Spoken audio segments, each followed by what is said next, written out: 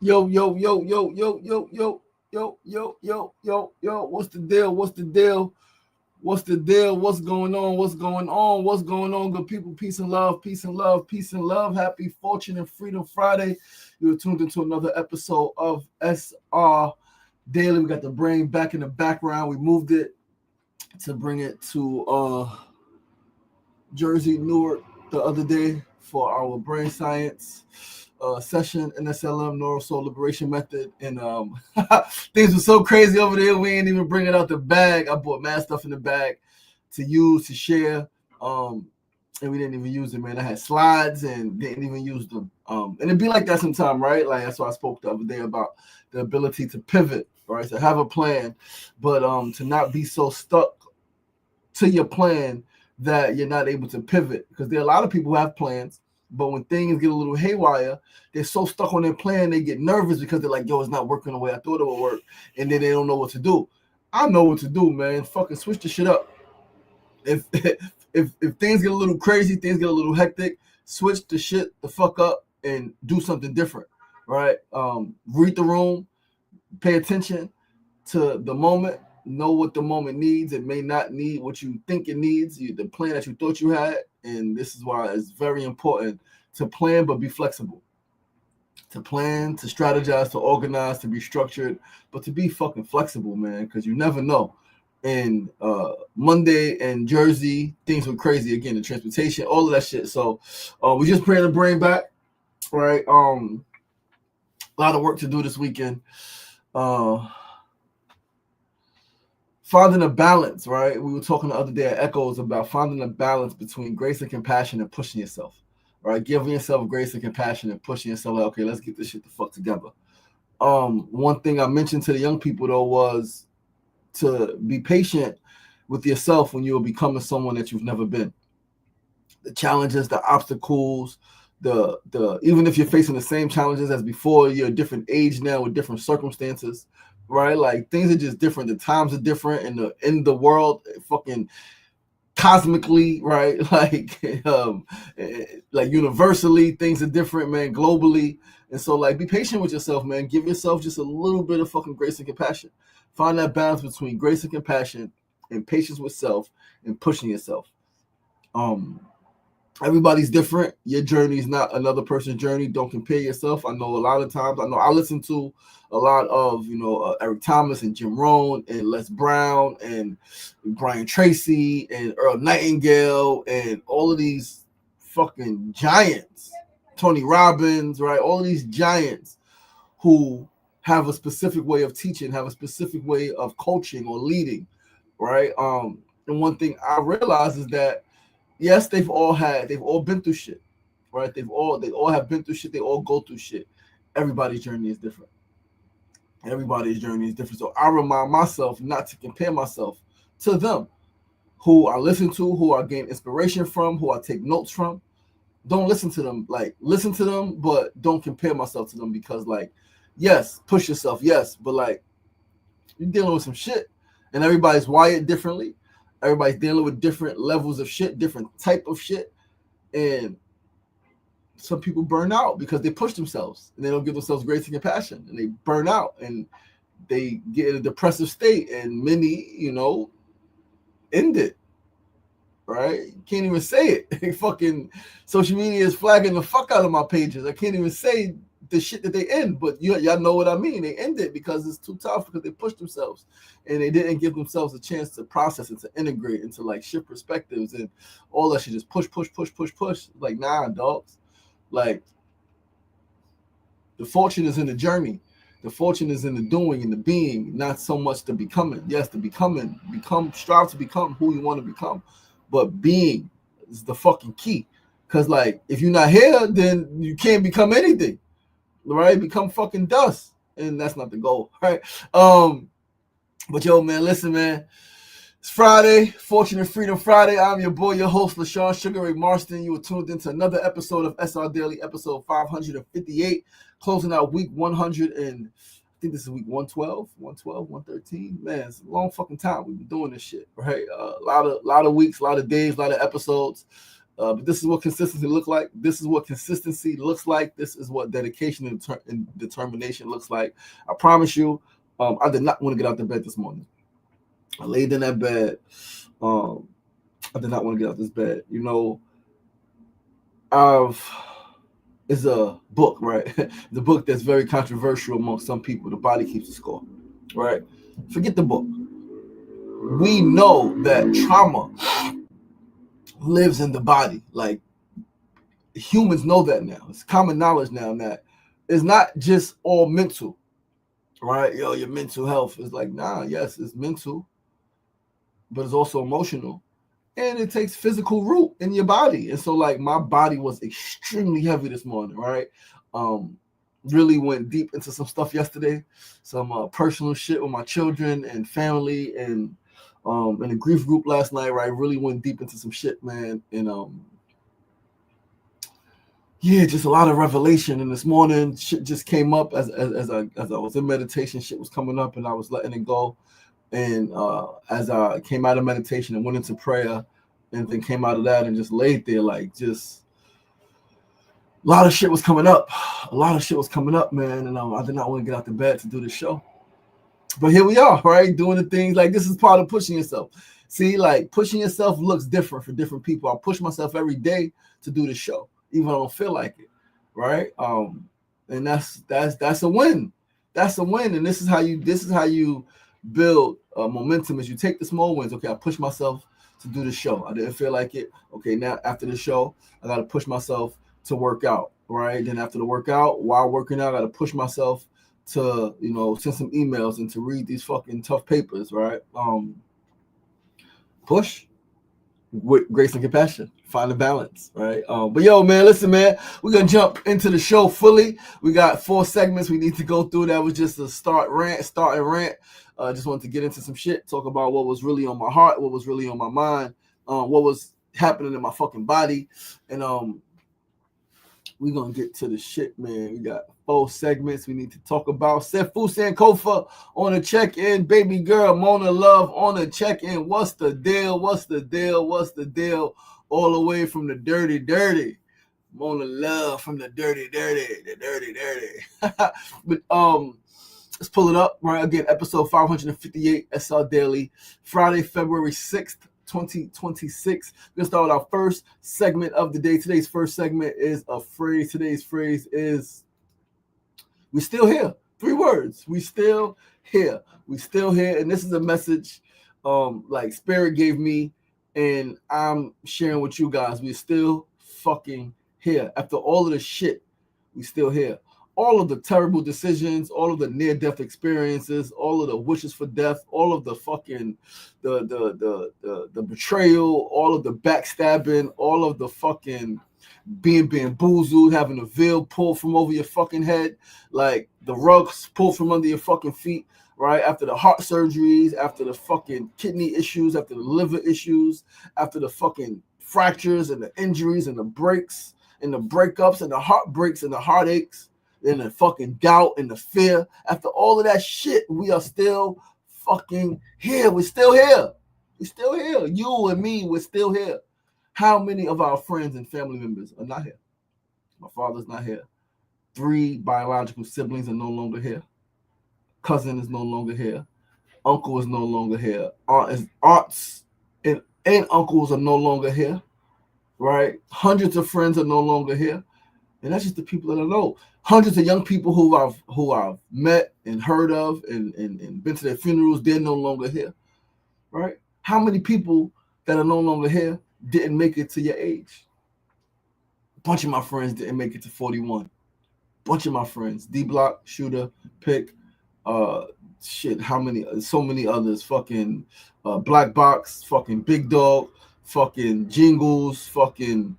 It's so Keisha, fucking, it's so many friends, like Todd, fucking C-Wop, fucking yo, it's so, I can like really, like, I've lost count, right? Fucking Dip, fucking Marty, fucking Hands, it's so many people. Dre Most, right? Like, so many people. Harry, Twin, right? There's so many when I think, like, if I really sit and think, there's so many people that I've lost that didn't make it to 41. That were friends, that were real friends, and then there's so many people who I've met or who I've know their family, right? My man Michael Wallace, his daughter, little baby, smallest casket I've ever seen, right? My man Andre, his baby, 7 days, right? Twins, 7 days transition, right? Lloyd Morgan Jr., 5 years old, shot in the head. So many people didn't make it to this age. But we are still fucking here. And so I know life is kicking your fucking ass right now. I know life is kicking your fucking ass right now, but you are still fucking here. And that shit gotta count for something. That shit has got to count for something. The fact that you are still here, living, breathing, walking, talking, watching this fucking show, whether on TikTok, fucking Facebook, or YouTube, however you watching this shit, you are still here. Despite all of the shit, all of the fuck ups, again, all of the hopes, all of the wishes for death, a lot of us have had death wishes and the shit ain't come true. We're still here. We're still here. So be here. Be here. Be present and do something with the time that you're fucking here. Like, make this shit count. Make this shit count. Make this shit count for something, man. Make this shit count. Make it count. Man, as I'm thinking, so many more friends. Shakisha, right? Fucking Daryl and his sister, right? Like two family members, a brother and a sister, both killed separately, separate incidents, separate years apart, both killed.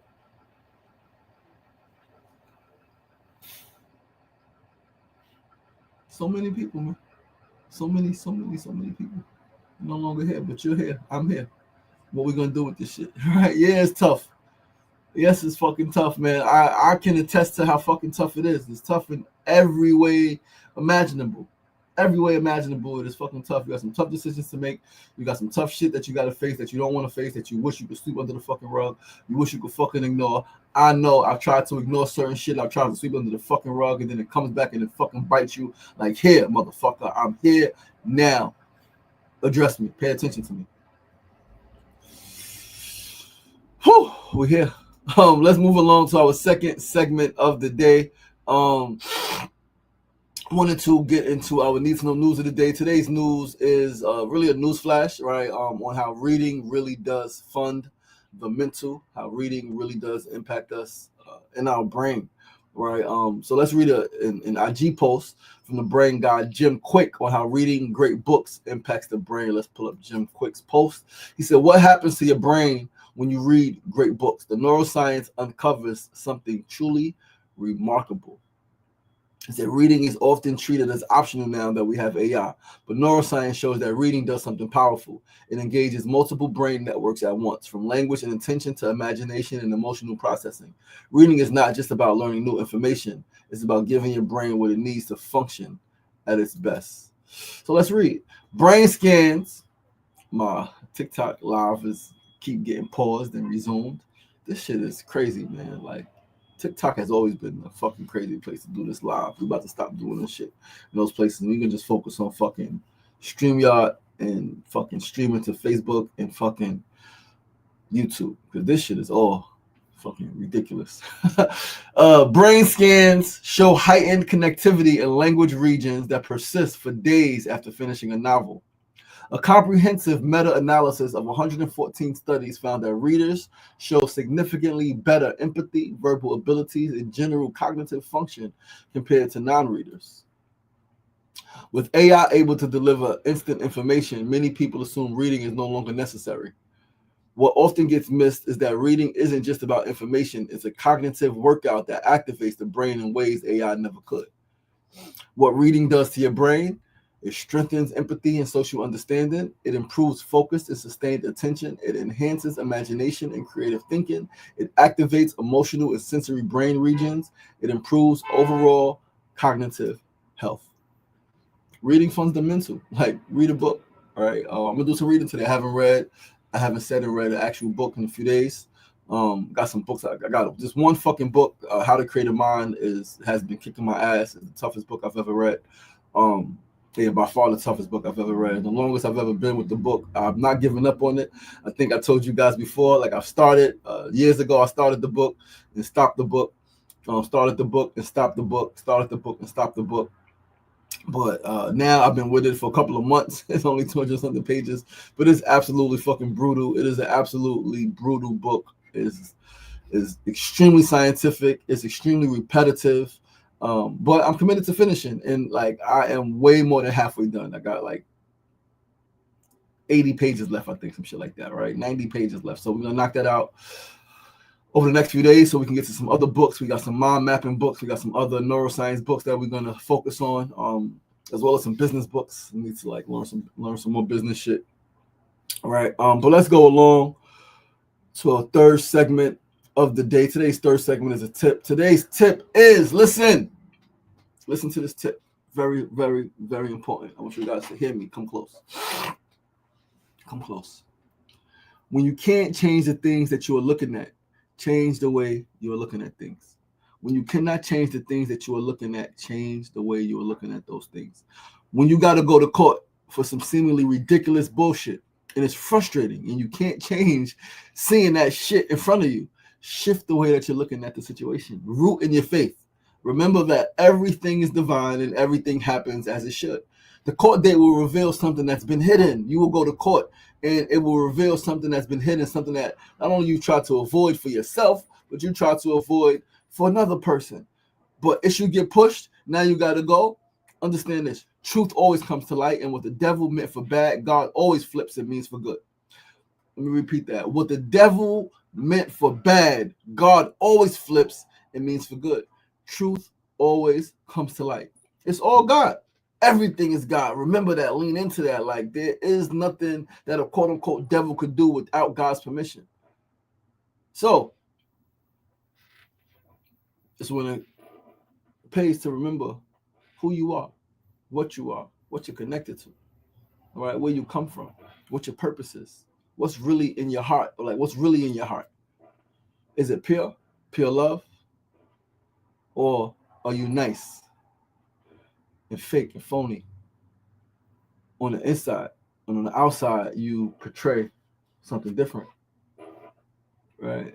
People know me, man. Like you know me, like I am who I am through and through, right? There's no fakes, there's no bullshit, there's no hidden shit. Is I am who I am. Some shit I don't give a fuck about, and some shit I care deeply about. Some people, right? I love everyone. I want everyone to be their best, but some people I don't like, and I'm not pretending to like them. Right? I'm not nothing phony about me, nothing fake about me. All right. But that's not everybody. And everybody says it's not them, right? So where do we go? But yeah, man, like the truth always comes to light. Truth always comes to light. What's true cannot be hidden for long. The sun, the moon, and the motherfucking truth always comes back around. Right? And what the devil meant for bad, trying to trip you up, get you caught up, fuck you up. Rooting in your faith, trusting your process, handling the things that you need to handle on your part. Always, always, always, always, always turns out good. Rooting that faith, rooting that truth, right? Stand firm in that, on that, and like lean into that shit. I know it's not always easy. I know, again, all right, there's a song, your mind playing tricks on you. I know our minds can play tricks on us, right? That is very real, very, very real that our mind plays tricks on us. And yeah, things get blurry. All right. It's important to have a support system. It's important to have a place you can go for peace. All right, physical place, library, park, by the water. Right. Gotta be a place you can go. Again, support system, people you can talk to. And just perspective, right? Perspective, things you can listen to audiobooks, listen to YouTube talks, right? Listen to people who have been through things, even if it's completely different, who have been through tough things and have overcome tough things and adopt their mindsets, right? How did they approach a situation? How did they look at the situation, right? Adopt their mindset. There's nothing, we are humans. We are here together. We are supposed to learn from each other. We are supposed to take from each other as well as give. So that's why what you get, you give. You got a mindset, adaptation from somebody else, adaptation. You got a mindset adaptation from someone. You give some shit, right? You give what you learn. You share what you learn with someone else, right? You put it out there in the ethers and let many people benefit from it, right? You get, you give, you learn, you teach. It's that simple. That's how the cycle continues. That's how the shit becomes reciprocal, right? You get something, you give something, you learn something, you teach something. Maya Angelou said that shit the best. Like, that is one of my favorite sayings ever. What I get, I give. What I learn, I teach. Life is full of pain. Life is full of drama. Life is full of challenges. There are people right now on this planet, in this world, in your sphere, who have gone through some tough shit. Different than what you're going through. Your shit is unique. Absolutely. You should feel like nobody understands. Cool. Nobody understands exactly what you're going through. But people understand pain. People understand being in tough spots. People understand that it's hard to navigate this shit. So those who have navigated, those who are navigating, share perspectives. Take from that shit. And then as you navigate, as you gain a little more confidence that, okay, this shit is going to work out. It's just time. It's just a process. Got to do this, got to do that, got to handle that. And then boom, this is going to be the result. You didn't share that. And then we all get better, right? We all get better. All our lives improve. I mean, it all works out. Let's move right along though, to our fourth and final segment of the day. Maylin, what's going on, sister? Peace and love. Thanks for tuning in from Cuba. Appreciate you. Listen, fourth and final segment of the day, our build of the day. Today's build is on the power of emotional regulation. The power of emotional regulation. Listen, being able to pause, being able to breathe, being able to explore options and choose is the most powerful tool out there. Like, more powerful than right perspective. Like, being able to fucking pause and regulate yourself emotionally. Take a fucking breath.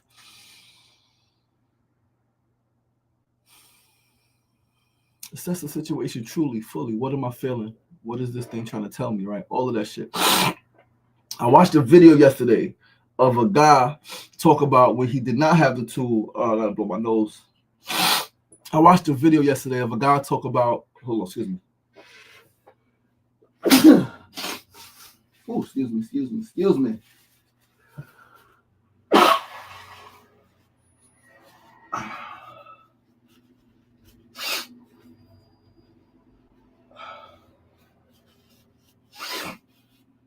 Whew, pardon me. But yeah, I watched a video yesterday. The guy talk about when he did not have the tool, right? This black guy was teaching on the importance of pausing. He was, so specifically, I think he's an educator. I just never heard of him before. Sister of mine, dear sister of mine, sent me the videos like, yo, I saw this, I thought of you. And I think he was talking about children. He was talking about teaching children how to emotionally regulate, right? At 3 years old, at 5 years old, at 6 years old, and how when you teach them that tool young, it's not just about what it does for them at that age specifically. Even if they don't fully do it at that age, is what it does for them over the course of their life, right? So he spoke about him not having that tool, right? He spoke about the story was like there was a party he was going to. I think he was in LA. He was in a gang, right? Involved in gang activity. Was going to this party. Bought some fresh sneakers. Bought a crisp white tee. Had some fresh jeans on at the party on the wall. He said a guy walked by dancing, doing this thing. The guy had a drink. Guy bumped him, spilled the drink on him. Accident, right? He said it led to words, led to a fight, led to guns being shot, right? He wasn't by himself. The guy wasn't by himself. He was in the gang. I guess the guy had his crew or whatever. Guns were drawn. Bullets were fucking fired. Little girl got shot. Little girl got shot and killed. He spoke about how if he would have had that tool then, right? If he would have been taught how to emotionally regulate as a child at 3, 4, 5, 6 years old, at 10 years old, 12 years old, what it would have did for him at that point in his life, right? He said he would have, the guy, same shit happens, the guy dancing, bumps him, spills a drink. He said he would be able to stop, take a breath, and be like, yo, he ain't doing it on purpose. It was an accident. You saw it was an accident. Yo, the t-shirt, white tee, only costs $5. It's not that serious, right? Like, you don't want to jeopardize your future. You don't want to, you're with other people. You don't want to jeopardize their future. Like, there's a party, right? People got guns. You don't want to jeopardize. He would have been able to have that process. He would have been able to go through that process. But because he did not have the tool of emotional regulation. He did not go through that process. Now, I know this experience. I know not being able to emotionally regulate led me to prison, similar situation. Thankfully, no one was shot in my situation, but I did end up going to fucking jail for assault, right? Endangering the welfare of a child and all of that shit I went to prison for, right? When I didn't have the tool, right? And so many other fucking bad situations have happened, tough situations have happened in my life when I did not learn how to, when I did not know how to emotionally regulate. But over the years, I've developed it. Over the years, through my practice of meditation, through my practice of mindfulness, being aware and being able to think about what I'm thinking about and think about what I'm feeling in the moment as it's happening.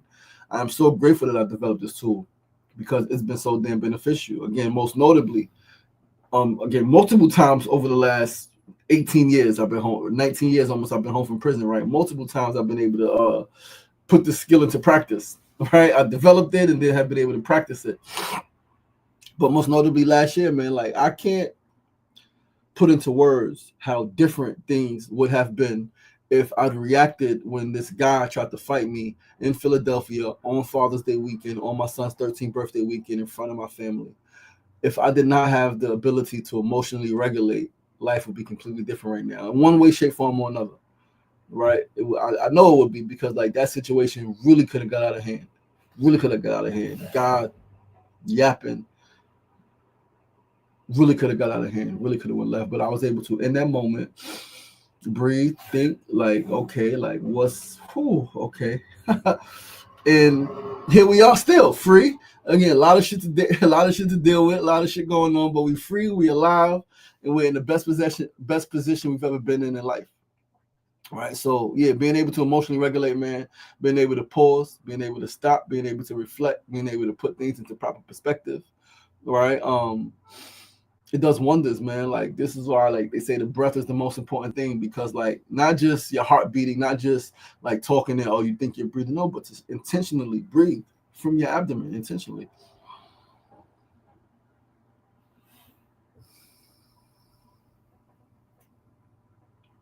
It's just something extremely magical about being able to breathe, that um, you remember the times when you weren't, when you wasn't breathing properly again, and how not having that tool, not having that skill, not having that knowledge, wisdom, and understanding the situations that you found yourself in because you simply didn't take a breath.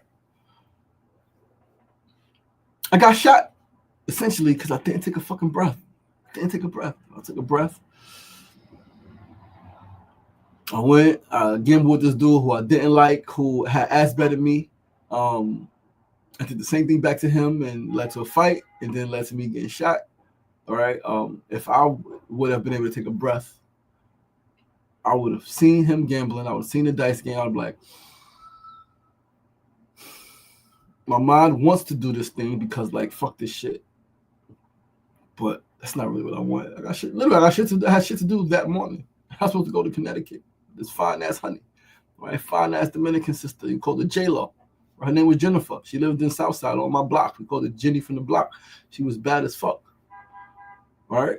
I was supposed to go to Connecticut with her, go gamble, go to the hotel, and do all of the things, all of the nasty things.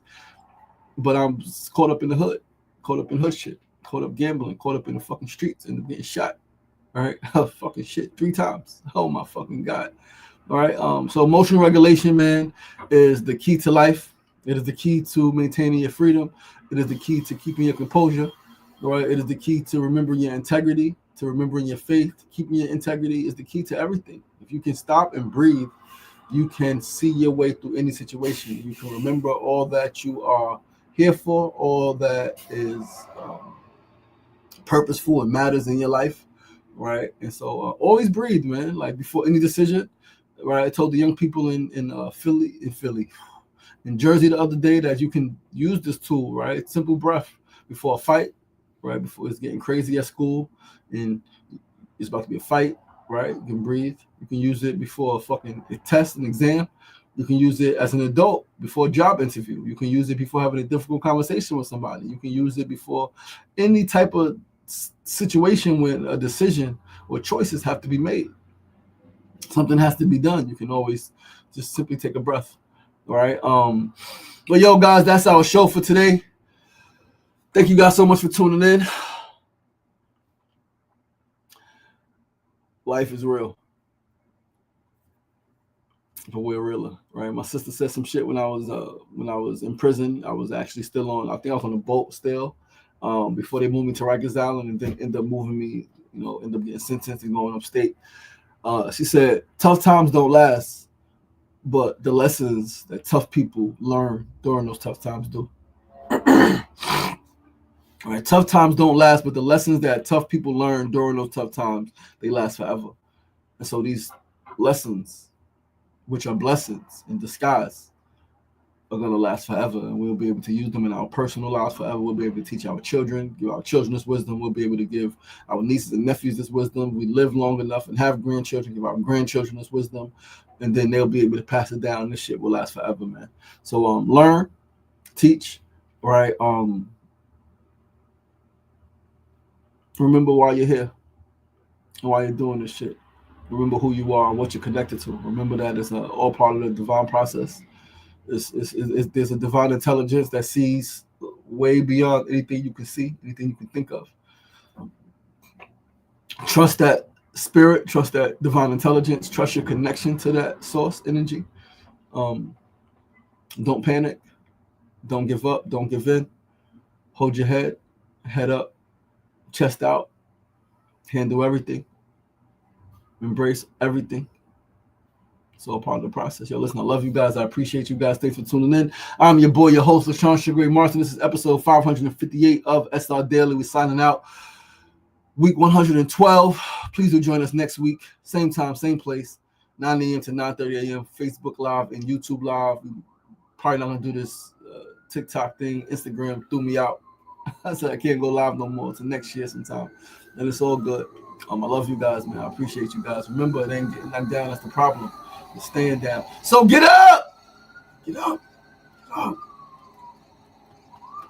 The power is in you. As always, be kind to yourself and be kind to each other. Peace and love.